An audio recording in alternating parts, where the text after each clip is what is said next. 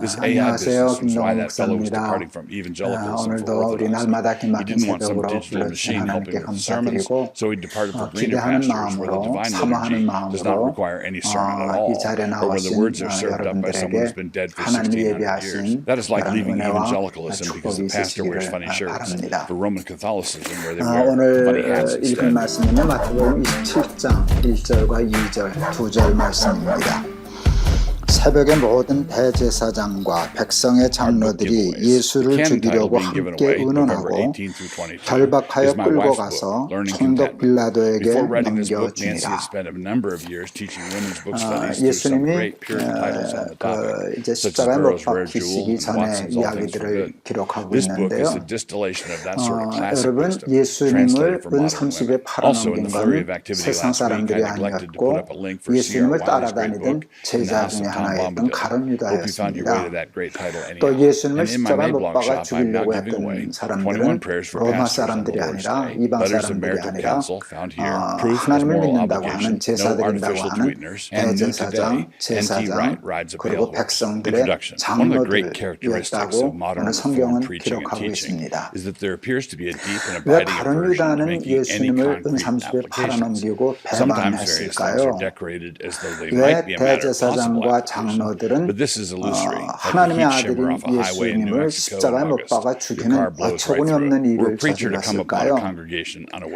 그 이유가 뭘까 하는 생각을 좀 해봤어요. 물론 제 개인의 추측일 수도 있는데 한번 그런 면으로 생각해보면 우리도 이제 생각하고 예수 믿는데 좀 도움받는 일이 있을 수 있지 않을까 하는 생각을 해봤어요. 가룟 유다가 예수님을 팔아넘긴 것은 본래 자기가 예수님을 따르던 목적과 생각과 달랐기 때문이 아닐까 하는 생각이 들었습니다. 가룟 유다뿐만 아니라 예수님의 제자들 대부분이 예수님을 따라다니던 자신들의 이유와 목적이 있었어요. 예수님을 메시아로는 알았거든요. 메시아로 오셨으니까 결국은 왕이 될 것이다 라는 계산을 했고요. 예수님이 왕이 되면 자기들이 높은 지위에 이제 그런 자리를 차지하게 될 것이다 라고 하는 야망이 있었다는 얘기를 했지 않습니까? 그런데 결국 점점 갈수록 보니까 자기들의 생각과 예수님의 생각이 다르다는 걸 알게 되었어요. 그러니까 자신의 뜻과 하나님의 뜻이 달랐을 때 거기서 실망하면 예수님을 부인하거나 배반하거나 부정하는 일이 일어나지 않을까 하는 생각을 해보았어요. 그러면 신앙생활할 때 내 뜻과 내 소원과 내 생각은 다 소용없고 하나님 앞에 아를 필요가 없는 것인가? 그건 아니죠. 예수님도 우리에게 그냥 말씀해 주셨잖아요. 구해라. 너 뭐 갖고 싶은 거 있으면 이루고 싶은 거 있으면 소원이 있으면 구해. 찾아. 두드려. 내가 줄 거야. 여러분, 신앙생활은 기도를 통해서 내 뜻, 내 생각, 내 소원 이루려고 하는 면이 있지 그것을 다 부정하고 그것은 잘못된 것이다 그렇게 얘기하면 그건 신앙생활의 상당 부분을 오해하는 것이 아닐까 하는 생각을 해봅니다. 그러니까 내 뜻이 다 잘못된 것은 아닌데요. 그런데 내 뜻이 더 먼저인가 하나님의 뜻이 더 먼저인가 신앙생활을 통하여 내 뜻을 이루는 것이 더 중요한 일인가? 아니면 하나님의 뜻을 내 삶 속에 이루는 것이 더 중요한 일인가? 이거는 분명히 해야 된다고 생각을 해요. 여러분, 내 뜻을 하나님의 축복과 능력을 통해서 이루는 것도 중요하지만 기독교 신앙의 핵심은 내 뜻대로 마옵시고 아버지의 원대로 되기를 원합니다. 그래서 하나님의 뜻이 하늘에서 이루어진 것처럼 땅, 내 마음, 내 삶에서도 이루어지라라고 하는 게 신앙의 바른 자세거든요. 그렇게 된다면 혹 내 생각과 내 뜻과 예수 믿는 일이 좀 다른다 해도 나 순종하고 기다리고 믿고 하나님의 뜻에 순종하는 신앙생활을 하면서 예수님 배반하는 식의 일은 범하지 않지 않을까 하는 그런 생각을 해봤습니다.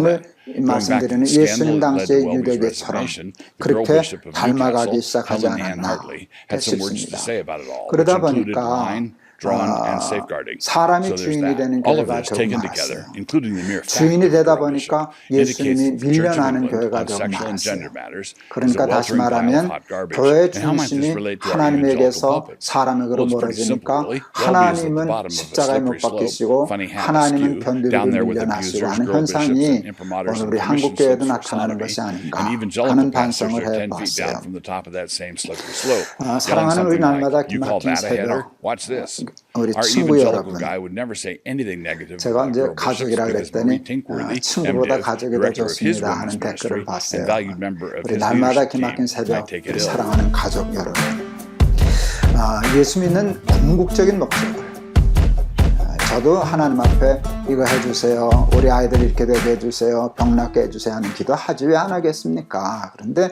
He 그게 chases every 예수님의 son of 제일 his, 가는 Hebrews 목적은 12:6. 아니어야죠. And when he spanks, he really 예수 믿는 does. He doesn't mess 목적을 내 around. 뜻에 He 먼저 scourges 두지 말고 Mastagao, 늘 as in 하나님의 뜻에 좀 flogs, every son he 집중하는 receives. 우리 가족들이 Hebrews 되었으면 12:6. 좋겠습니다. And we are told here 그래서 that this should be an 하나님의 incentive to 뜻이 제 삶 encouragement 속에서 as opposed to its 이루어지게 opposite. 해주십시오. Take heart. 뜻이 You are 하늘에서 clearly one of 이루어진 God's 것처럼 own. 내 삶 속에, 내 생각 속에, 내 마음 속에, 내 환경 속에, 내 가정 속에 이루어지게 해주십시오. Although the occasions 하고 can be 예수를 many, 믿는 there 좀 are two basic 성숙한 reasons for 그리스도인들이 discouragement, 되었으면 internal and 좋겠습니다. external. The internal 그리고 occurs when for some reason we have given 여러 번 way to 반복해서 sinful attitudes and thoughts, and we're dealing with the consequences of that.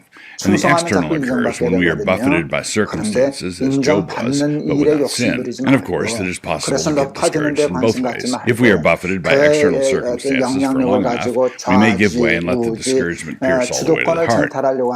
How are we to understand this? How are we to respond to it? Why art thou cast down, O my soul? Why art thou disquieted within me? Hope thou in God, for I shall yet praise him, who is the health of my countenance and my God. Psalm 42:11. The first thing to note is that the psalmist presupposes that the condition of peace is normal.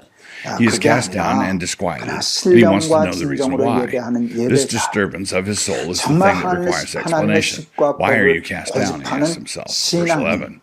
Whenever we are feeling fine, we don't look around for ways to fix it. But when unhappiness comes upon us, we don't like it, because unhappy people are, well, unhappy. In the very nature of the case, we seek to relieve pain. Pleasure is something we want to prolong or augment. Here, whichever of the sons of Korah composed this psalm shows himself to be just like the rest of us. When we are discouraged, it is entirely normal to want out. Second, the psalmist remonstrates with himself. He talks to himself, which is a good alternative to listening to himself. It is by far the better approach. He preaches to himself, and it is a convicting sermon. The difference between such active talking as opposed to passive listening is the intentional mentality involved. When we are discouraged and we cut the engine and just let the boat drift, it is not long before we are in a really bad way. The old Adam within us can be a chatterbox, and if we let him have the floor, he will lead us straight into a festival of self-pity. In times of discouragement, potential discouragement, we need to gather up everything we know, prepare some lecture notes, and speak firmly to ourselves. What are you doing, soul? And third, he comes to a pointed exhortation, commanding himself to hope in God. This is the key place where we can tell the difference between listening to ourselves and talking to ourselves. The point of talking to ourselves is to gear ourselves up to obedience. He anticipates that he will in fact obey the commands of God, for he will at some point in the future praise God. Obedience is the destination he sets for himself. The whole point of the lecture itself is to make it clear that God's way is the only way that makes any sense at all. And as we prepare what we are going to say to ourselves, here are a few suggestions, a few important things to keep in mind. False comfort. We want comfort, but we need to remember that there is such a thing as false comfort. When we speak peace to our hearts, we can do it in accordance with the scriptures, or we can do it in accordance with our own pipe dreams. For example, someone who's become an idolater by turning away from the Lord is capable of speaking peace to his own heart, in his own name, and on his own authority. But giving yourself a pep talk on false premises is not the way of wisdom at all. And it come to pass, when he heareth the words of this curse, that he bless himself in his heart, saying, I shall have peace, though I walk in the imagination of mine heart, to add drunkenness to thirst. The Lord will not spare him. But then the anger of the Lord and his jealousy shall smoke against that man, and all the curses that are written in this book shall lie upon him, and the Lord shall blot out his name from under heaven. Deuteronomy 29:19-20. What we are talking about here are the words of gospel. And the gospel does not sew elbow cushions for our sin. When we are walking in the imagination of our own hearts and things start to go badly, as God promises they will, we cannot resolve the problem by taking gospel promises and applying them to an unrepentant condition. That is just white paint on a black mold. Triune peace. If God is our salvation, then it follows that God is our comfort. And if the God of the Bible is our comfort, it follows that this comfort is triune. Remember that our salvation has occurred because God has included us in His triune life. The gospel is triune, just like the God who established the gospel in the first place. And this is why peace for your distress needs to be a triune peace. What do I mean? God the Father has declared that the comfort of peace is to be announced to us. Isaiah 41 and 2. Christ has become our peace by His own blood, Ephesians 2:13 and 14. And why would the Father not give us what Christ has purchased for us? And the Spirit of the Lord came upon Christ so that He might comfort those who mourn, that He might bind up the brokenhearted, Luke 4:18. Because Christ died, the executor of His testament is the Holy Spirit. Remember then, whenever you are struggling with discouragement, that Father, Son, and Spirit are all engaged on your behalf. Discouragement is sin. One reason why Christians are discouraged in their attempts to live the Christian life is that they are attempting to run the race with tangled cords around their feet and a 150-pound backpack on, Hebrews 12:1. And so the way out of discouragement because of sin is simply repentance. Discouragement in such cases is disciplinary, and God's hand is heavy upon you for a reason. We are told to take heart when the Lord disciplines us, are we not? When God disciplines us, we are instructed to not faint when rebuked of Him. Hebrews 12:5. Wherefore, lift up the hands which hang down and the feeble knees. Hebrews 12:12. In effect, we are being told to take heart when God works us over. It is a sign to us that we are truly His children. He doesn't spank the neighbor's kids. He disciplines His own. He chastens every son of His. Hebrews 12:6. And when He spanks, He really does. He doesn't mess around. He scourges, mastagao, as in flogs, every son He receives. Hebrews 12:6. And we are told here that this should be an incentive to encouragement, as opposed to its opposite. Take heart.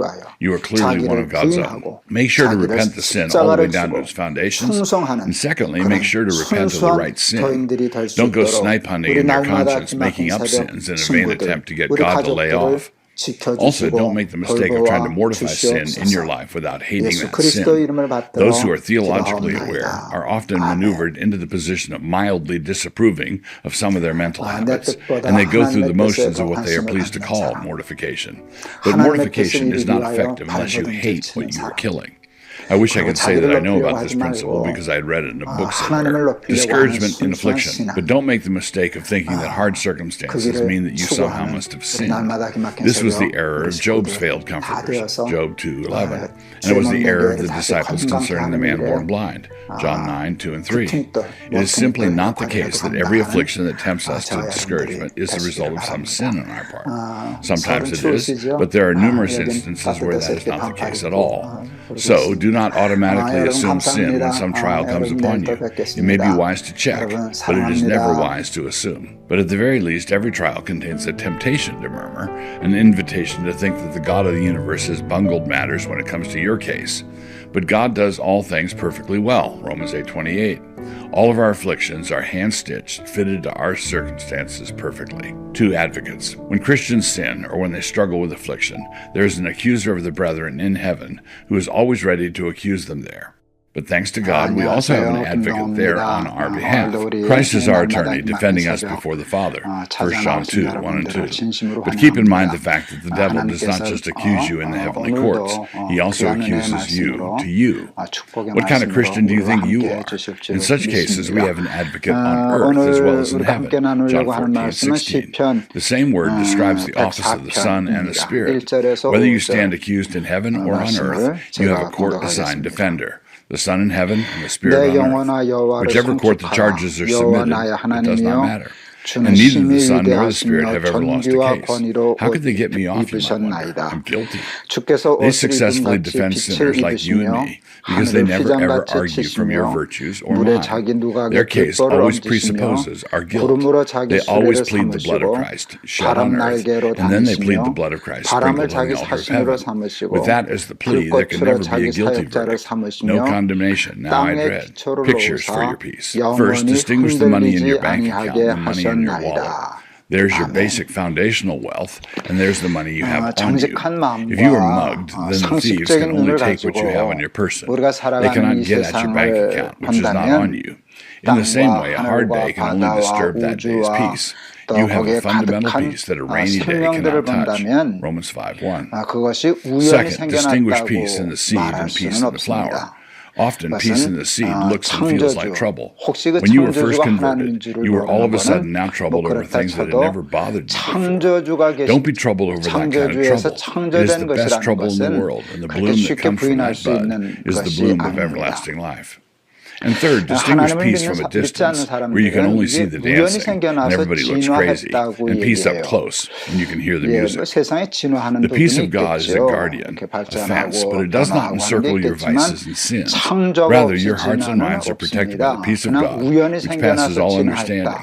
Philippians 그거는 4:7. Do 불가능한 not try to have 말입니다. your heart and mind 조금만 protect the 생각이 peace 있는 of God. 사람이라면 That is like using your head to 양심적인 protect your helmet. 사람이라면 The peace of God 상식적인 is the armor, 사람이라면 not the thing 그런 that needs to be 말을 protected. 아무렇지도 않게 And 말할 수도 be 없고 encouraged. 사실은 믿을 수도 없을 것입니다.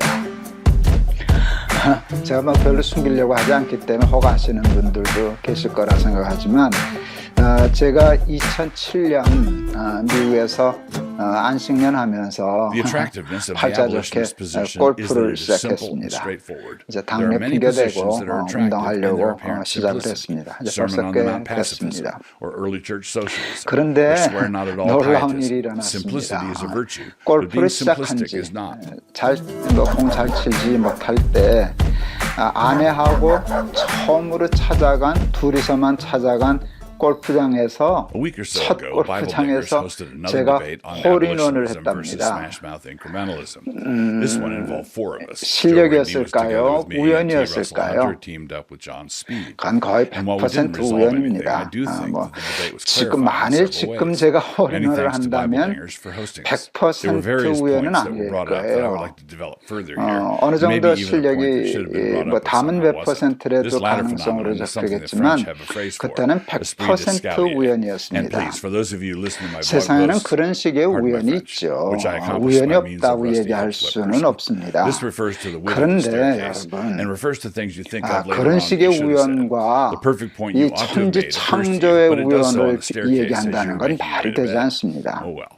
우리가 Go on, 살아가고 Simon. 있는 세상을 First, 자세히 there was one 보면 point that I raised in the 얼마나 debate 크고 that I want to fill 얼마나 out a bit more. 섬세하고 Because of the 얼마나 free-flowing nature of our 완벽하고 discussion, I didn't 얼마나 get to develop as 치밀하고 much as I would have liked to do. 계획적으로 No 움직이는 fault of 것을 mine, of course, 보는데 but there's 그게 no 다 time like the 우연히 present. 생겨났다고. Let us imagine a 특별히 range of anti-abortion 생명들이 responses and tactics 우리가 and rank 수를 them on a 셀 수 scale 없을 of 1 만큼 to 10, 많은 with 1 생명들이 being the most 이 tepid and 세상에서 10 being 그 the most 생명을 radical. 이어가고 A 1 번성하며 would be Bill 살아가는데 Clinton's 그 safe, 모든 legal, 일을 and rare, 우연이라는 and 10 would be 한마디로 on bans 얘기한다는 burning down 것은 clinics and summarily executing 제가 심한 abortionists. 표현일는지 Together with 모르지만 저는 abolitionists, 심하다고 I would 생각 안 agree that 하는데 the quote-unquote 그건 귀신 pro-life 들린 options at the lower 생각입니다. end of the 정말 scale 귀신이 are morally 들리지 않고는 compromised and examples 그런 of 생각 할 수 sin. 없지 않을까 The debate we 그렇게 had was the 생각합니다. debate between sixes and sevens. 우리는 The 다행히 question I would like to press here has to do with trying to 감사하게도 identify the 이 guiding 모든 principle 것들이 that 우연에 enables the 의해서 sevens to 생겨난 stop 것이 at 아니라 seven. If the central charge against 창조주 the sixes 여호와 is that they do 하나님에 not come all 의해서 the way up to 창조된 seven, a logical 피조물들이라는 follow-up question 사실을 would be, 우리는 once 다 we are both 믿습니다. sevens, why do we not go on to eight?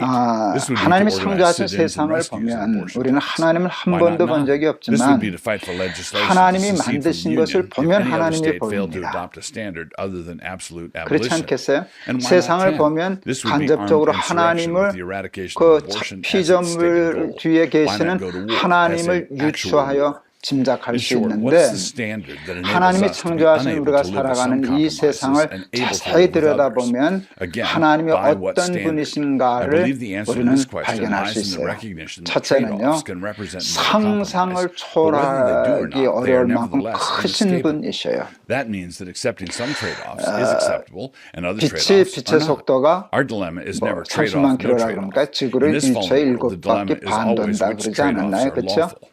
Whether you believe 얼마나 in 엄청나게 trade-offs or 빠른 not, this 속도인데 does not keep the trade-offs from happening 우주의 anyhow. 어느 So the Christian who 우리 is seeking to 지구에서 어느 navigate this issue 별까지는 is never going to be in a position 몇 where the 광년 trade-offs are non-existent. 그러니까 그 What 빛의 he has to do is 속도로 make sure 몇 that whatever 년을 trade-off he 갔냐는 accepts 건데요.